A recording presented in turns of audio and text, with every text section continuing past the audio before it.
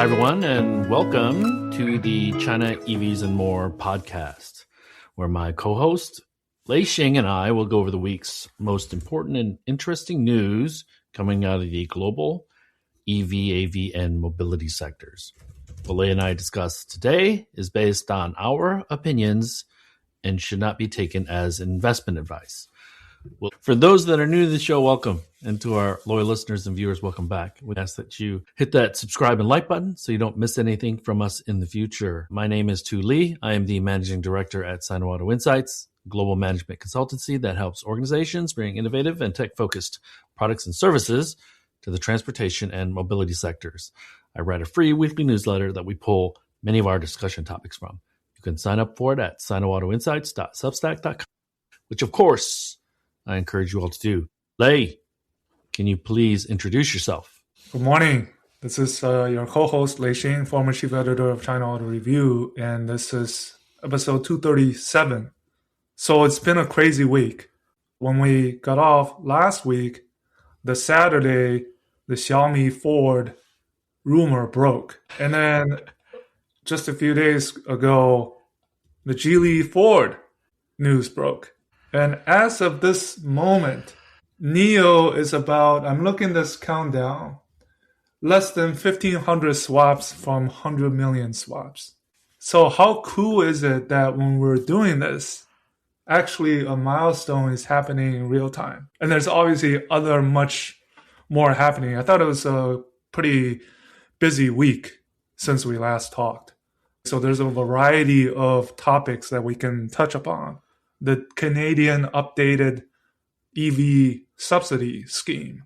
Stellantis getting that $26 billion write-down on EVs. There's so much happening all of a sudden. As we come to the end of the year of the snake and about to ring in the year of the horse. And obviously we got to talk about January bad. Where do you want to begin? I mean, I'm looking at this countdown on the NIO app, which has. Yeah, that's right. Yeah, I was gonna check it out. But, well, since we're talking, let's first of all talk about their profit and some of the history. They're an 11-year-old company. They established themselves in 2014 in Shanghai. But they've effectively moved their headquarters, although they still have a presence in Shanghai, a home office, and the largest delivery center in Shanghai. They effectively have moved to Hefei. And so we can talk a little bit about the history, and maybe you can drill down a little bit on the profits and the swapping milestone that they're about to reach. Well, so this profit announcement, they're projecting a profit, right? Technically, number one. And then number two, they're getting to this 100 million power swaps. I mean, these for a company like NIO are monumental achievements, because battery swapping, I think there's still a lot of people that don't believe in it, that believe that it works. But it's worked for NIO, and profitability is what we've talked about for many of these smart EV startups. Now, when can they be profitable? And NIO has proven they can do it. It's late, but it's finally happening. But it's not an end point. It's a new starting point, which is how can they keep this momentum? How do they become profitable annually as a company and continue to be profitable? I think there's still many, including us, probably, we question if they can do this. But at this point in time, they've reached these new milestones, which I'm genuinely happy for as long as we cover these companies and how close we are with a lot of their people. So just nothing but happiness and kind of, right, a little bit of redemption for a person like William Li, who is one of the most hardworking, down-to-earth, care about you CEOs among the startups. And I'm just happy for him. Yeah, I don't have anything but, gongxi, congratulations for NIO. We think about the Chinese EV companies, we automatically think about BYD. I think NIO's there. I think XPeng's there. Li Auto to a lesser extent from the West. We can talk about Li Auto. But for the guys that were there on day one in 2013, 2014, 2015, when this first crop of EV startups were founded. And I'm talking XPeng, NIO, Li Auto, and WM Motor. Any other you can think of? Faraday Well, Future was there's there, other ones that but are dead, right? The right. zombie WM Motor, there's Byton, there's That's right, Neta. Byton, that's right. Neta is And dead. so, Evergrande, oh Yoxia, yeah, Neta. In the early days, I used to Wi-Fi. always get Neta confused with Leap Motor. But now Yeah, that we don't talk about Neta and Hozan anymore, yeah, Leap Motor is very, very clear in my mind. yeah. I say that because they're almost 12 years old and these companies are very, very resilient. What's weird is that it has taken NIO this long, plus two brands, multiple products. And we all know that the higher priced vehicles don't really help on the volume and utilization for factories, and they have three of them. So getting to Firefly, getting to Envo help them fill that capacity for those factories. 2026 looks to be a very challenging year already because component pricing is increased. If we think about tech companies, we think about software and things like that, but tech companies are also very, very capital intensive on the data management side. So different from automotive companies who invest in capital for building factories and stuff. But if I'm a technology company, the biggest thing, the biggest currency, the biggest asset that I have is the data from my users. And so we see data centers popping up because of AI. So technology companies are writing huge checks to invest in data centers. And the data centers have servers, and servers have memory. One of the things that car companies and tech companies share is the need for using data centers and memory. And the technology companies are jumping ahead of them in line in order to buy more memory for their data centers, for their products. And that's pushing up component pricing. Yeah. In a market that has celebrated now its fourth year of a price war, margins are razor thin already for the ones that can be profitable. Most companies aren't profitable. And so 2026 is going to be another year of resiliency for NIO, for XPeng, specifically for Li Auto. Even Xiaomi is going to have to mind their P's and Q's in order to manage their cost structure. Yeah, one of the data from NIO's January sales is probably, that jumps out at me at least, is almost two-thirds of the deliveries are ES8s. It's both good and bad, right? Good ES8 is more profitable. I think there are probably over 20% margins. But I think there's this purchase tax reduction, which is affecting some more than others because of the percentage of how much you get on a purchase tax. Not a fixed, but a percentage, right? XPeng was tremendously down compared to December, even down against January of last year. They were down 30% year over year. Yeah. BYD's down 50% year over year. Tesla is up 9%. Yeah, but to me, that's basically them manufacturing and exporting. I don't think there's a huge increase in domestic consumption. Yeah.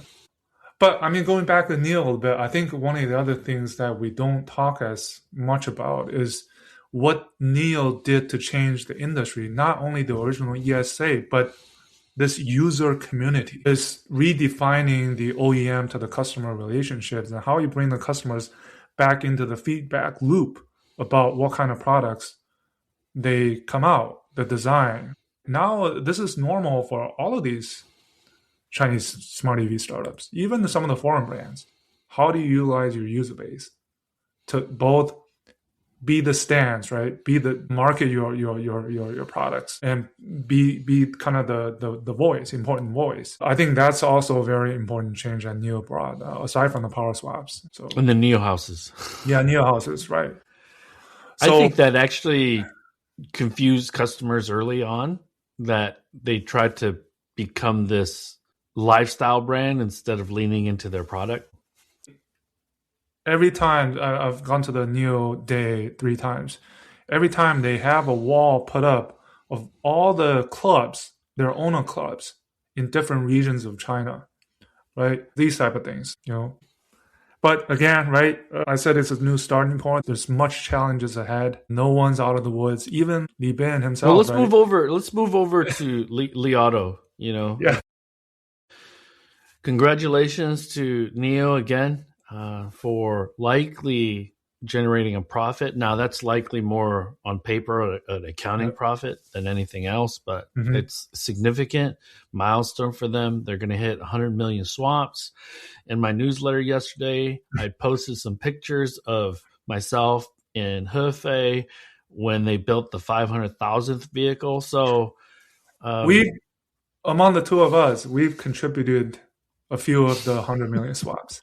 Just under 10, I think. Probably 7 or 8 swaps. 7 or 8, yeah. This is last year. That's right. So what's going on with Li Auto, man? Li Xiang's not messing around.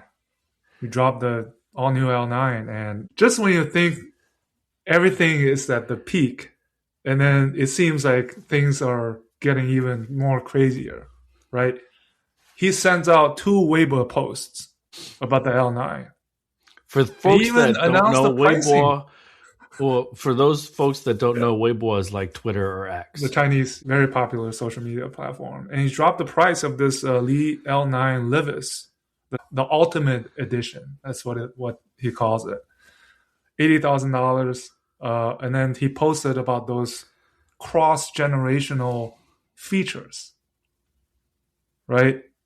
This surround view 360 LiDAR. And then for the first time, he dropped the news of their own Mach SoC, right? Was it 2,500 tops? Something like that, right? I mean, he's just waiting to pounce because of the this over the last year that the auto has gone through. I mean, you can feel it. Which makes me wonder, because this year's auto show is in Beijing, what they'll have in store for us, what type of announcement they'll make in April. Because this Li Auto L9, which is their flagship EREV, for those folks that are wondering, it was the first vehicle the L1. It was called the L1 first, and then they changed it to L9. It's a large vehicle. It's a little bit smaller than a Tahoe. And I've always thought the Li Auto interiors, the fit and finish was really, really, really good. So, and it was in our backyard. I've been to Li Auto a few times now, but man, they're really, really struggling. Generally speaking, share prices for these EV startups and EV companies that are traded in Hong Kong and Shenzhen, they're not doing well. BYD is down 60 billion since May of last year. So lots of pressure to manage costs, to really, but in these situations, ideally, poor performing companies would leave the market. So we should keep an eye out on rumors that we hear or things that we see that would point to any of the brands that we follow leaving the market or exiting the market. Yeah, so January, like I posted, I don't want to make too much conclusions. Even after February. February is going to be even slower volumes. Well, the year over year is going to be crazy just because this year it's flip-flop. Yeah. So we look at maybe Q1 together, March. We see how these numbers jump in March. Then we have some kind of early idea of the well-being of these companies. And then you have Li Motor, the sales guy. He posts on Weibo, and he said, we're going to move our sales target up by 50,000 units. We're going to try to do 1.05 million. So what does that tell you? So the NIOs and the Leap Motors, they seem pretty confident. I think BYD is in between product refreshes, so I think they're a little bit more quiet about certain things. Although pictures of the new Tong L have leaked, and Song Ultra, all those type of think about it, and I'm like, I was just in a refreshed Tong L in April of last year. Yeah. So less than a year later, they're refreshing it again. It's crazy.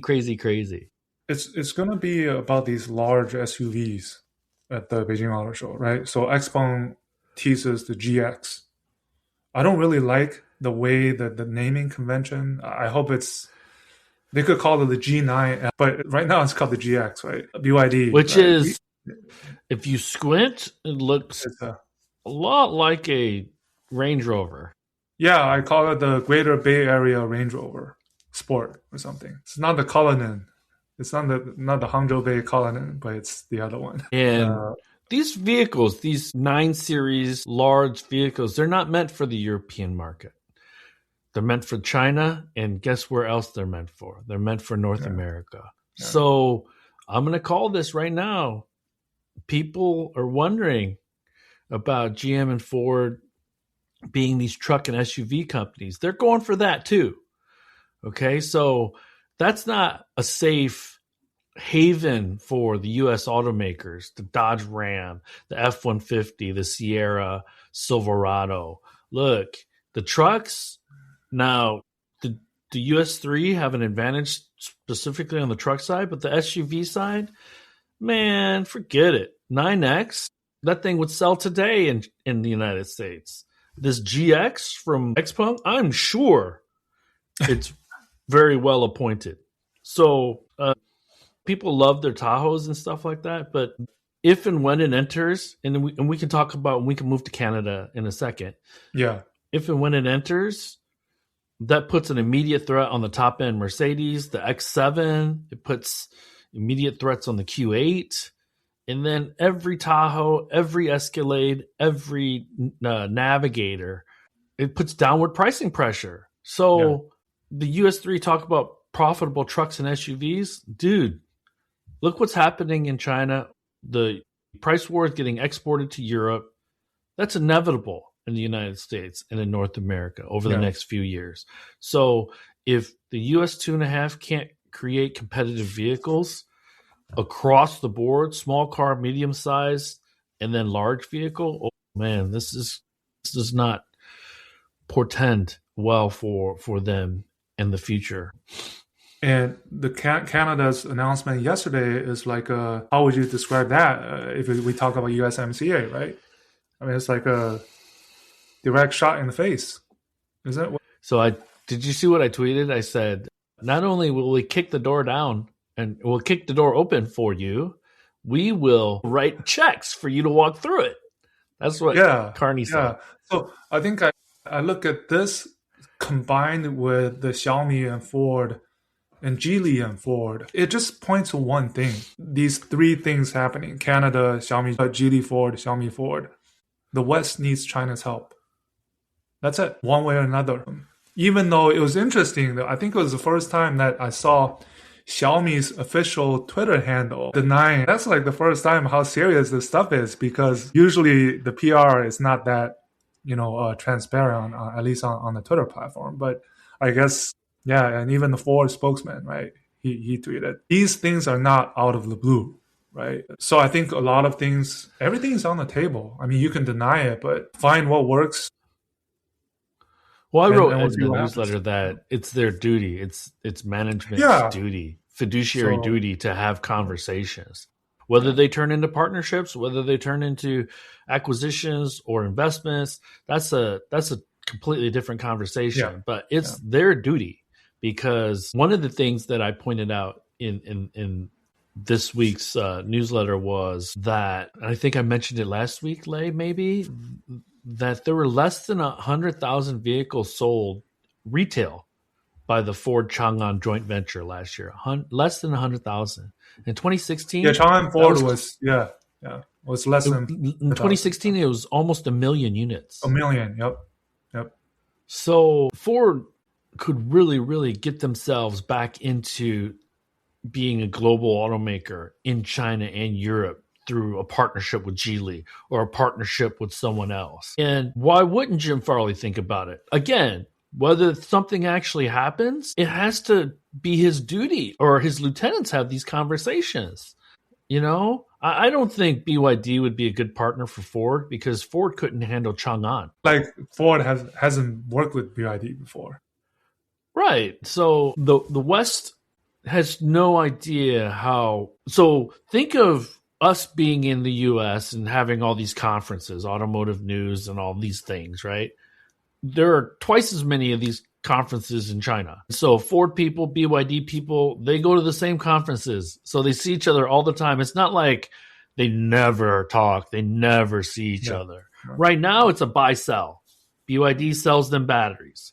But why wouldn't they just say, oh, by the way, since we have the teams here, why don't we have a quick conversation about Y or Z or X? It's not as far-fetched as I think some people are making it out to be. Yeah. So I think the conversations will continue to be had. Next, it could be somebody else. It could be another American companies. So really not surprising anymore that these conversations can be had. And Xiaomi itself, right? Part of the reason for Xiaomi is they're switching the SUS because they're launching a refresh. So that affected the sales a little bit anyways. But they still did 39,000 units. Nobody wants the Ultra anymore. Yeah. So they even disbanded the team or something. But in the same vein, they're launching a U7 Ultra, U7 GT with like 1,000, with 1,000 horsepower. And then Europe, right? There's producing in Europe, utilizing the brownfield. Stellantis is talking about producing lead motors, right? These are not something that's strange. It's on the table. Yeah, for sure, man. One of the things that I did want to talk about, because a few media outlets pinged me, was the fact that the flush door handles that the Chinese that's very important to talk about. It's China effectively, informally dictating standards to the rest of the world. I looked really quickly. There isn't a brand that's pretty well known, foreign or Chinese domestic, that is not affected by this. And on my Lei Xing feed, there are already like glue-on solutions, that door handle solutions that you put that now can pull out. So within days, there's a 3D printed solution where you just glue it onto the door handle, and now it's mechanical. But it goes deeper than that, because some of it is software. I know you had posted about the Jidu 01, but so that would not be able to work. You would need to have a mechanical. I think that's the key here, because a lot of this is software driven, where there's a button or there's something that creates a connection to the actuator that opens the door. Now it needs to be mechanical, inside and out. Inside and out. That's correct. And there's the important thing is there's this grace period until January 2029 of models that are already submitted for the cataloging. So let's say ID Era 9X from Volkswagen. I mean, that had the flush door handles. So what do you do there, right? So there's still some time, even though I think the regulation says that January 2027 is everybody needs to meet it, but there's also a grace period. But part of the reasons is because moving fast and these accidents happening. Just most recent one just came out of this EPI 007 vehicle. There's video, I'm not sure if you've seen it. This happened in March of 2025, but this video just recently emerged on social media of how this car was kind of spun around, hit some guardrail, and then the passenger on the front got trapped and got killed, while the other ones got out. But people had to break in with a rock or something because they couldn't open the door. So it's always a case where I think even this relates to what happened this past week when Tesla and Waymo was testifying on the Senate Commerce Committee of similar things about regulations and falling behind. And China just responds. I think sometimes technology goes much faster. So the regulations have to keep up. And that's one of the things that has happened. Breaking news, 100 million passed. Nice. NIO, 恭喜恭喜恭喜. Congratulations, NIO team. But back to the flush door handle. So I believe it was the Tesla Model S that started it, 2012. Tesla is definitely the one that began it, yeah. So Kia has them, Mercedes has them, Xiaomi has them, you name it. Xpeng has them. Pretty much everybody's involved. A couple of observations that I'll try to make. No problem from the Chinese. They'll probably be able to do an engineering change within months, correct the supply chain. and we'll see it by next year, no problem. The U.S. automakers, because and here's the crazy thing. Their supply chains are more complex because they build in multiple regions.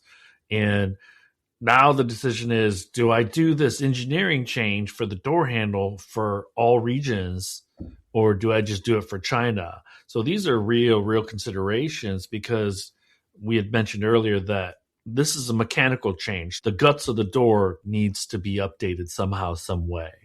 And so it's not like you flash software and it starts working. Yeah, and the specific regulations when your hand goes in to open that door handle, there's actually specific regulations on how much space your fingers have to. It's very specific numbers that's in that regulation. And it points to, number one, the Chinese government being very definitive about something they feel is a risk to safety. And compare and contrast that to NHTSA, who knows that people using FSD have gotten into accidents. Nothing's been done that I can tell, that I know of. And so the other thing, too, is that there was the statistic that China was 36% of the global automotive market in 2025. And again, I'll point to them informally dictating standards to the rest of the world because, number one, they're out in front from a technology standpoint, from an NEV standpoint. But then number two, we have the largest market in the world. The players that play here need to abide by our rules. And so this is what we want. And it goes back to, will we see these changes in the United States and Europe? My guess is yes. And also the regulations on the flush handles, I could be wrong. I remember NIO and possibly even Tesla were actually involved in actually drafting, putting input of this new regulations.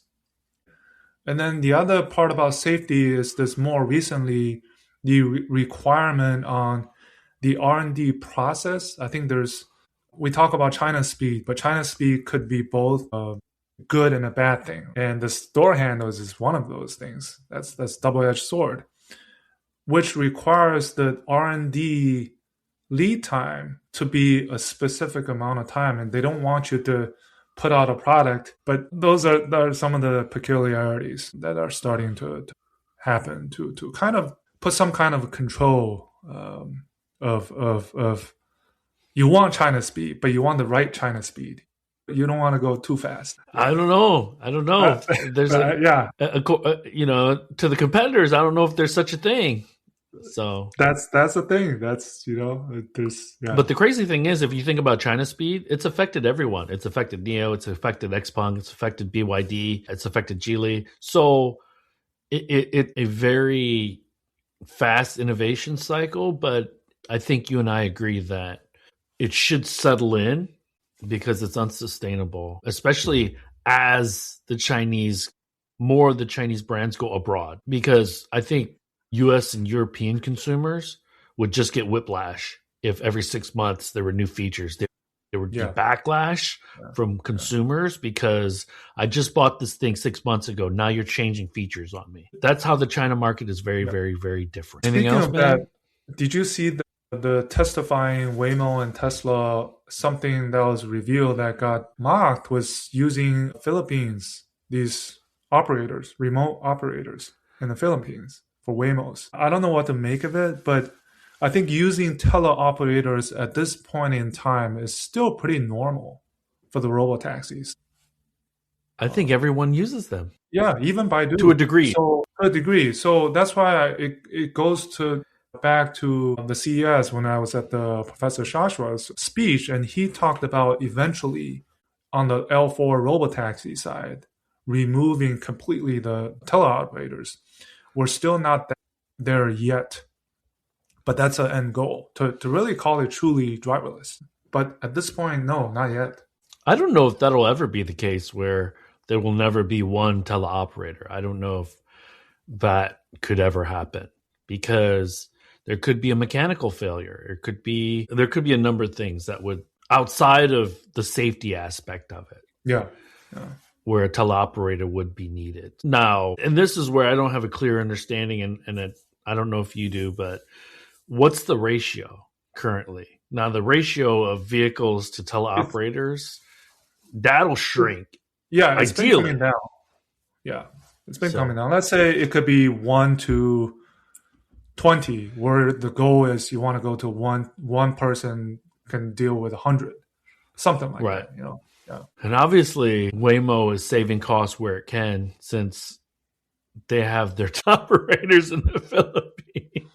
I think the more of it is really the cybersecurity, who's watching what. That part of thing is very sensitive. Well, Waymo got It's not so slapped on much the that wrist. because when we call tech support, more than likely they are probably not in the U.S. for Oh, any they're of the definitely in electronic gadgets they India, have. Right? India, Philippines, Bangladesh. Yeah. It could Yeah. be So Vietnam, whatever. yeah, so that's not new, right? But really, the sensitive thing is that these are robo taxis running. They're who's spying on you? Yeah, yeah. So, man, the world has changed over the last month, huh? Yeah, very. I mean, like we said, right? Juicy start to the new year.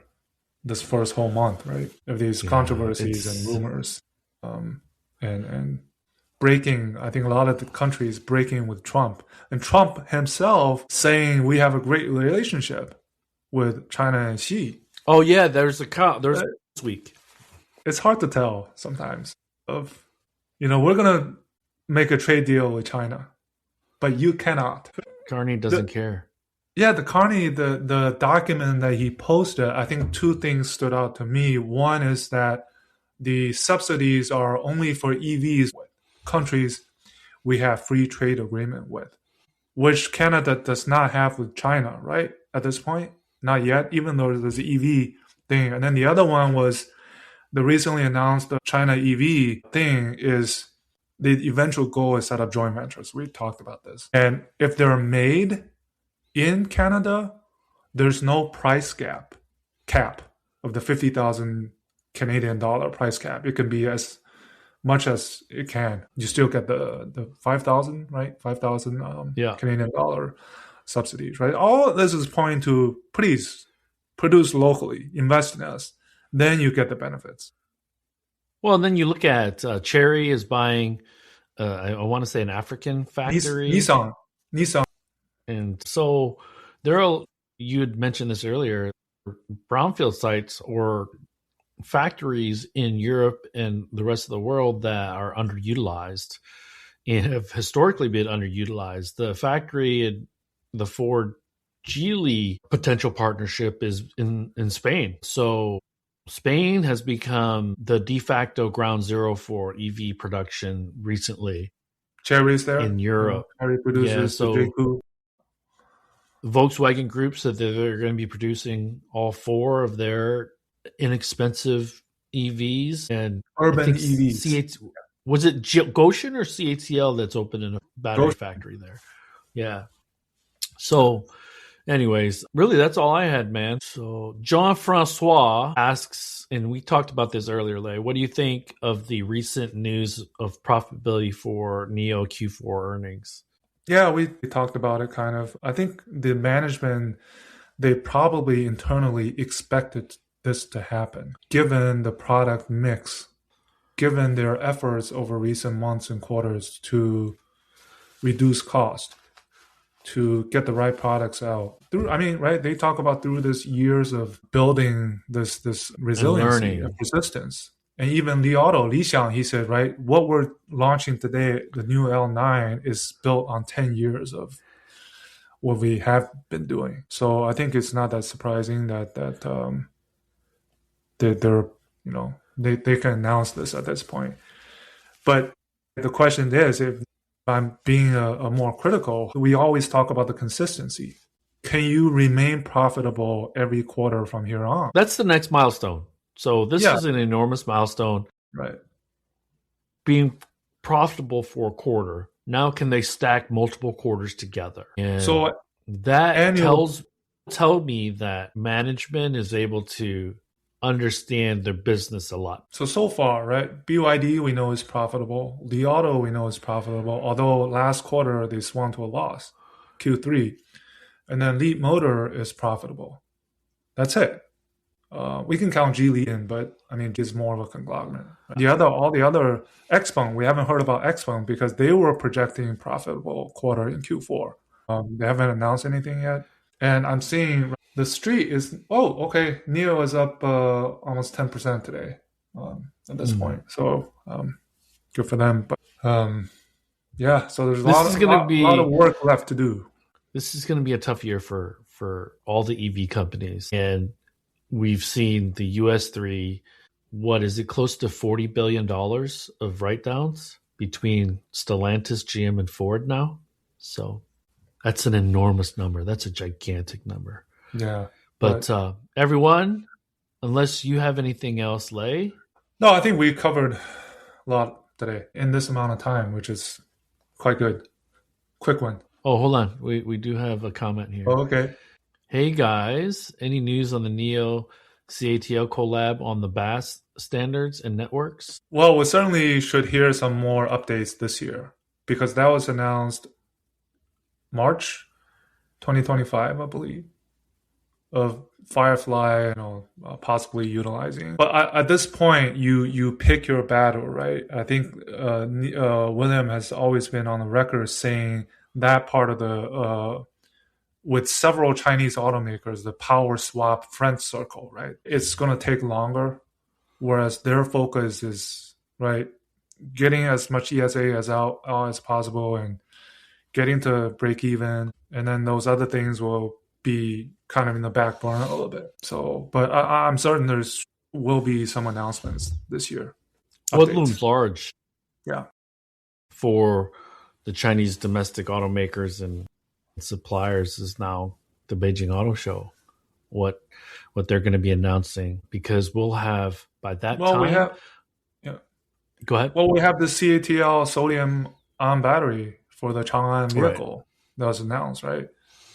It's not new. I mean, this was at the 2023 Shanghai Auto Show, the CATL, they showed their sodium ion. And they went into some of the smaller Chery vehicles. Volumes are very small. But the sodium ion, their kind of the application is more for range in extreme weather. Less range degradation in extreme weather. I think that's the primary selling point for that technology. Thanks for your questions, and we will see you all next week. Thanks for joining us again. Yeah, so I think next week is the last evening. Yeah, last one before the Chinese New Year. Maybe we have a break after that, but we should still have one next week. It's right before the cool, Chinese man. New Year. That's right. Chinese New Year this year is February 17th. 17th. Yeah. So, okay, everyone, we'll catch up with you next week. All right. See you later. Bye. That brings us to the end of this week's show. Lei and I thank you for tuning in. My name is Tu Lee, and you can find me on Twitter at Sino Auto Insight. That's SinoAutoInsight. You can find Lei on Twitter at Lei Xing 77. That's LEIXING 77. If you wouldn't mind rating and or reviewing us on Apple Podcasts, Spotify, or wherever you grab your podcast from, we'd appreciate that as well. Even better, if you enjoy this show, please tell your friends about it. Please join us again next week as we track down all the latest news on China EVs and more.